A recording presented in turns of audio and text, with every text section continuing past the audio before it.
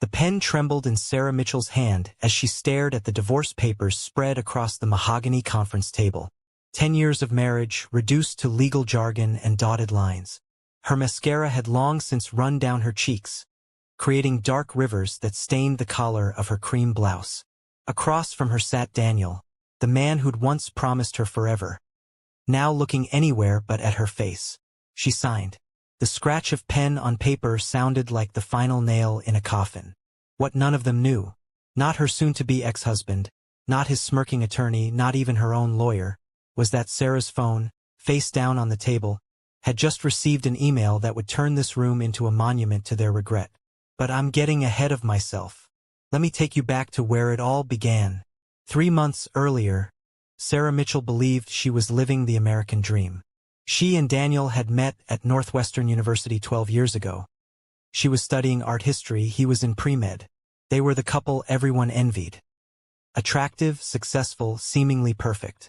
Daniel had become a successful cardiologist at Northwestern Memorial Hospital. Sarah had put her career on hold to support his residency, his fellowship, his practice. She volunteered at the Art Institute of Chicago, taught weekend painting classes, and told herself she was happy. She was 32 years old, and somewhere along the way she'd become invisible. Started small. Daniel working later hours. Unfamiliar perfume on his collar. Phone calls in another room. A new password on his laptop. "I'm not having an affair, Sarah," he'd said when confronted, his voice dripping with condescension. "God, you're so paranoid. Maybe you should see someone about your trust issues." She'd believed him. She'd apologized. She'd tried harder to be the perfect wife. Then came the night she found the text messages. Daniel's phone had buzzed while he was in the shower. The preview was enough. "Can't wait until you leave her. I love you, baby." The sender? Victoria Hastings, Daniel's colleague at the hospital. The woman Sarah had met at the Christmas party, who'd shaken her hand with a smile sharp as a knife. But worse than discovering the affair was Daniel's reaction when confronted. "You want to know why I'm with her?" he'd snarled. "Because Victoria makes me feel alive. You've become so small, Sarah. So boring. You gave up on your dreams, and now you've given up on yourself. You're not the woman I married." The next day, Daniel filed for divorce. What he didn't know was that his worst mistake wasn't the affair. It was what he was about to give away. Daniel's attorney was a shark named Richard Blackwood, silver-haired, cold-eyed, with a reputation for destroying people in divorce court. Sarah's lawyer, Jennifer Park, was younger and less experienced, barely affordable on Sarah's coffee shop wages. The negotiations were brutal. Daniel wanted everything. The house, the savings, even Sarah's grandmother's antique furniture. His argument? He'd been the breadwinner. Sarah had contributed nothing of financial value. Never mind that she'd supported him through medical school. Never mind the life she'd sacrificed for his career. "My client is willing to be generous," Blackwood said during their final mediation, his voice smooth as silk. "Dr. Mitchell will give Mrs. Mitchell $50,000 and her vehicle. In exchange, she relinquishes all claims to the marital home, retirement accounts, and other assets." "That's insulting," Jennifer shot back. "Mrs. Mitchell is entitled to half." "Perhaps," Blackwood smiled.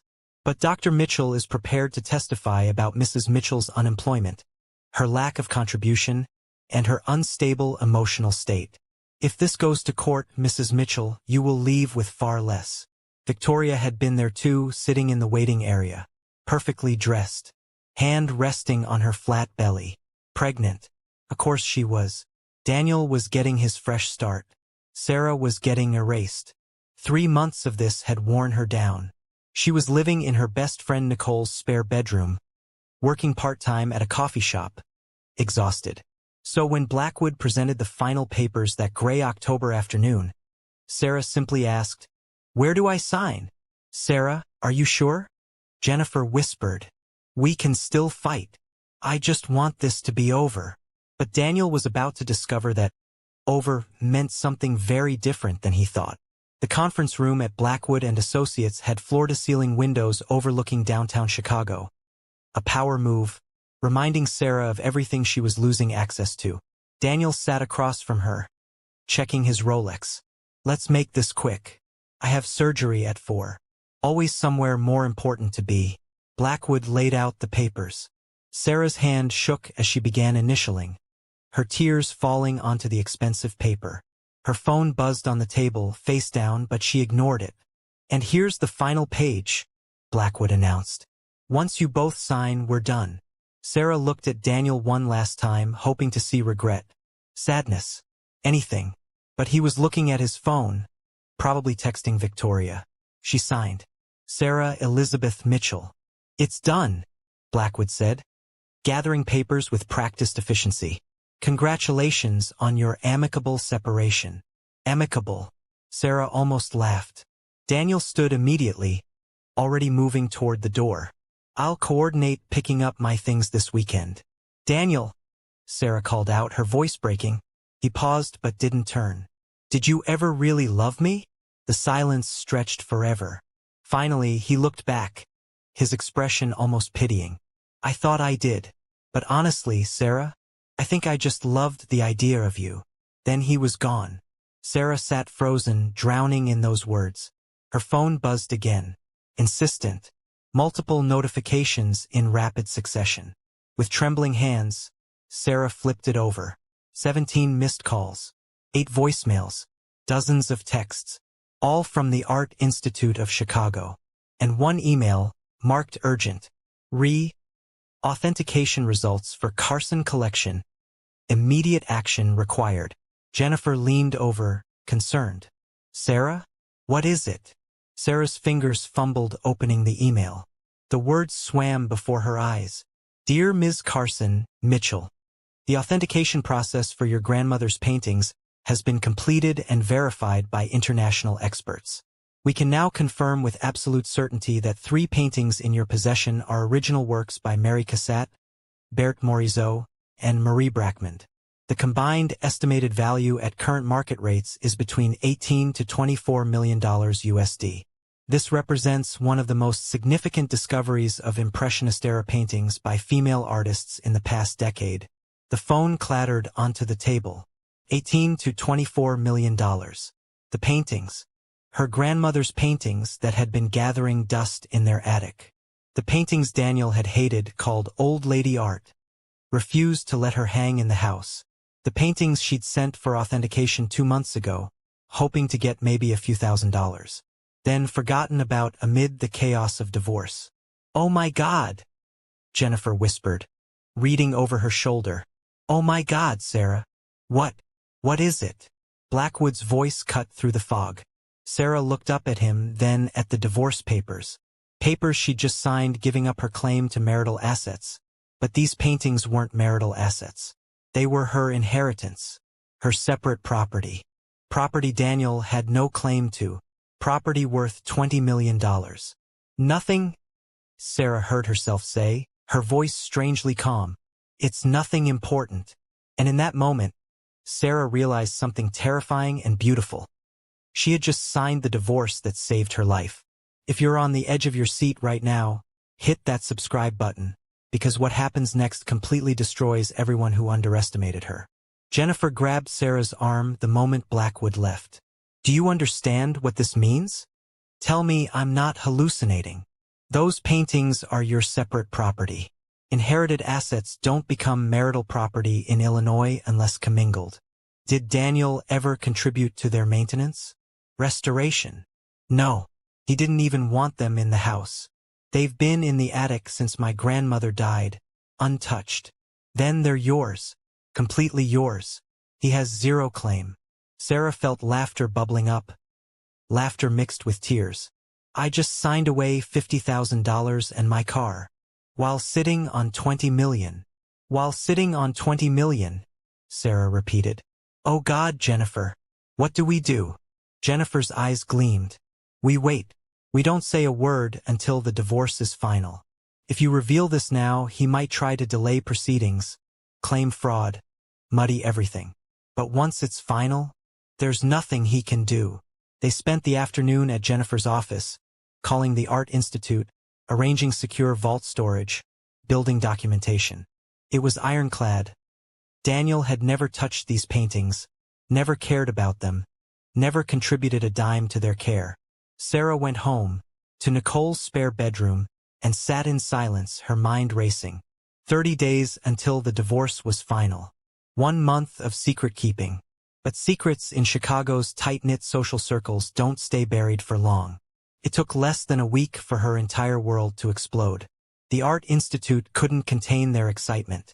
Finding 3 authenticated works by overlooked female impressionists was international news. By week's end, they'd issued a press release announcing the discovery, crediting a private collection. Chicago's art world is small. People talk. Wednesday afternoon, Sarah was working at the coffee shop when her phone exploded.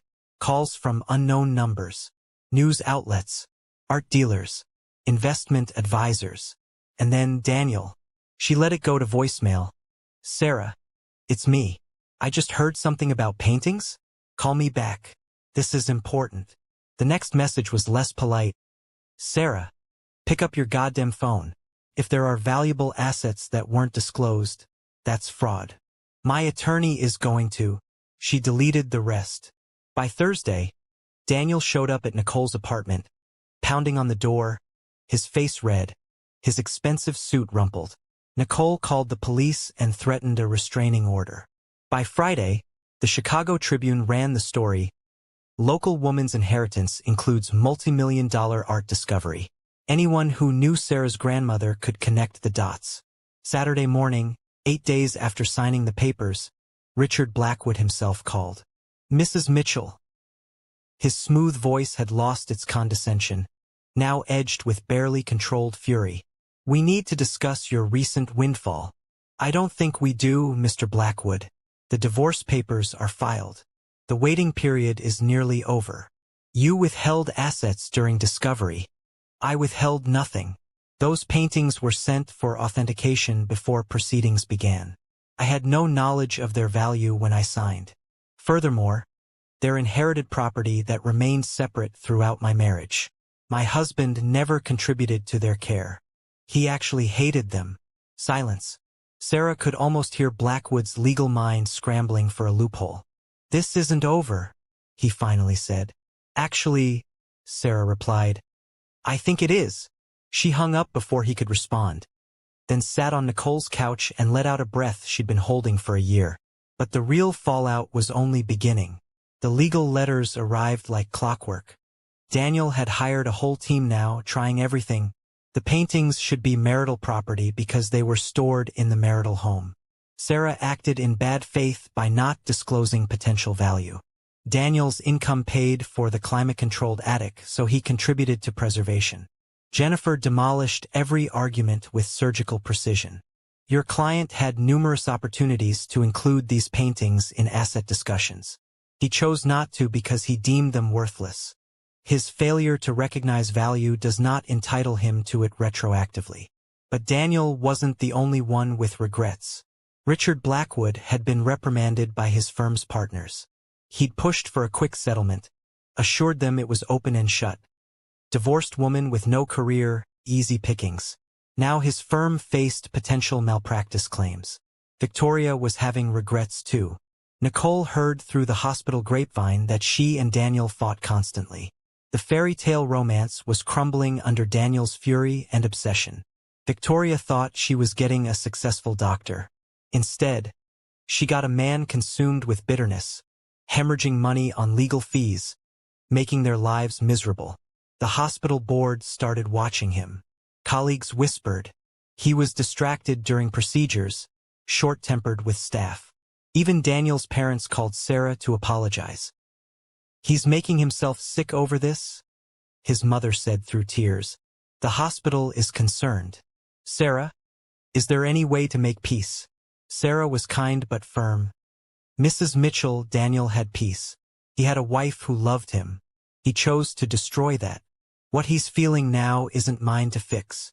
3 weeks after signing, the divorce became final. Sarah received the notification while sitting in her newly rented apartment in Andersonville. Nothing fancy, but it was hers. All hers. Stories like this remind us how powerful quiet strength can be. If you believe in that kind of justice, hit that like button. You're exactly the kind of person who belongs here. Sarah stood in the Art Institute's restoration lab, seeing her grandmother's paintings under proper lighting for the first time. They were breathtaking. The cassette, a mother and child, tender and intimate.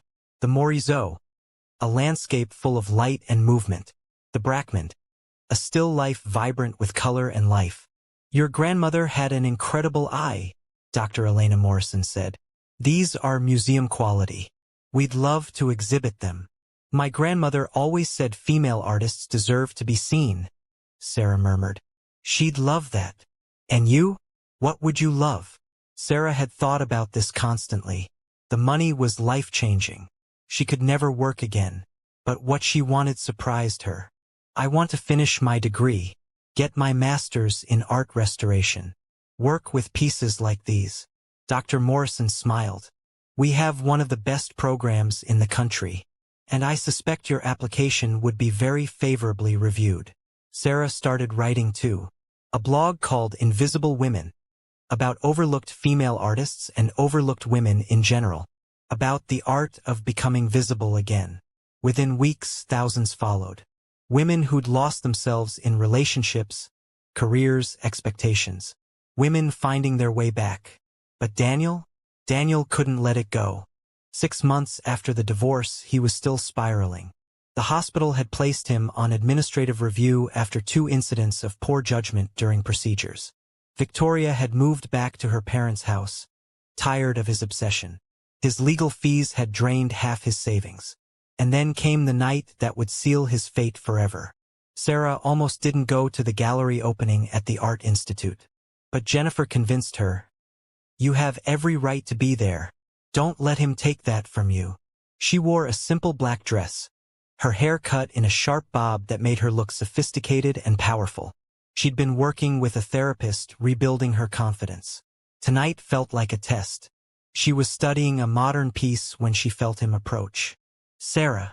Daniel looked terrible. Face drawn, exhausted.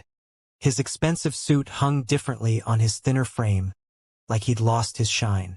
Daniel, can we talk? Please, just 5 minutes. Against her judgment, she let him guide her to a quiet corner. Victoria watched from across the room, hand on her prominent belly, anxious. I've been wanting to apologize, Daniel started, struggling with the words. For everything. The way I treated you. The affair. All of it. Sarah waited, saying nothing. I was cruel. I convinced myself you were the problem, boring, holding me back. But the truth is, I was scared. Scared of getting older, of being ordinary. Victoria made me feel like I was still that guy in medical school with the whole world ahead. And now, Daniel laughed bitterly. Now I'm a guy who destroyed his marriage and reputation over a midlife crisis. The hospital board is watching me. Victoria and I fight constantly. My parents barely speak to me. And I miss you, Sarah. I miss the life we had. There was a time when hearing this would have broken Sarah's heart. That time was long past. No, you don't, she said gently but firmly. You miss the idea of me, the woman who made your life easier, who centered your needs above her own. But that woman was dying inside. You couldn't see it because it was convenient not to. The paintings have nothing to do with this, Sarah cut him off. If they'd been worthless, would you be here apologizing? Or would you still be living your new life? Glad to be rid of boring old Sarah. Daniel had no answer. I hope you find happiness. I hope you're a good father. But that's not my concern anymore. You made very clear I was insignificant in your life. So now let me be clear, you're not significant in mine. She walked away, head held high, heart pounding but free. Jennifer met her with champagne. How do you feel? Free, Sarah realized. I actually feel free. But there was one more twist Daniel never saw coming. 2 years later, Sarah Carson stood in front of a classroom at the Art Institute's graduate program, teaching Hidden Histories, Women in Art. She'd sold 2 paintings, the Cassatt and Morisot, for $19 million combined. The Brackman she'd donated to the Art Institute in her grandmother's name, displayed in perpetuity. With the money, She'd paid for her education, bought a Victorian house in Logan Square, established a scholarship fund for women returning to school after divorce, and invested the rest wisely. Her blog had evolved into a book, Invisible Women, Finding Yourself After Losing Everything. It became an unexpected bestseller. One afternoon, a student approached, a woman in her 40s, recently divorced, tentatively returning to school. "Professor Carson? Your book saved me. I was about to take whatever my ex offered just to make it end. But reading your story gave me courage to fight for what I deserved." "And did you get what you deserved?" "Better. I got my life back." "Then that," Sarah said, "is worth more than any painting." As the student left, Sarah walked past the Brackmond bearing her grandmother's name. She thought about that day in the conference room. The trembling hand, the tears, that same pen scratching across paper. Everyone regretted it. Daniel, who lost millions and his integrity. Victoria, who got a bitter version of the man she thought she'd won. Blackwood, whose reputation was tarnished. Even Daniel's parents, watching their son reveal his worst self. But Sarah, she didn't regret a thing. Because sometimes you have to sign away the life you thought you wanted to discover the life you were always meant to live. Sometimes you have to become invisible before you can truly be seen. Sarah walked out into the Chicago evening, the skyline glittering with possibility. That same pen now sat in her office, where she used it to sign scholarship checks and book contracts. She was no longer the woman who signed those papers in tears. She was so much more. Thanks so much for watching. If you loved the story of transformation and justice, smash that like button and subscribe for more incredible tales. Drop a comment. Have you ever had a moment where losing everything led you to find yourself? And remember, you're never as small as someone else tries to make you feel. Until next time.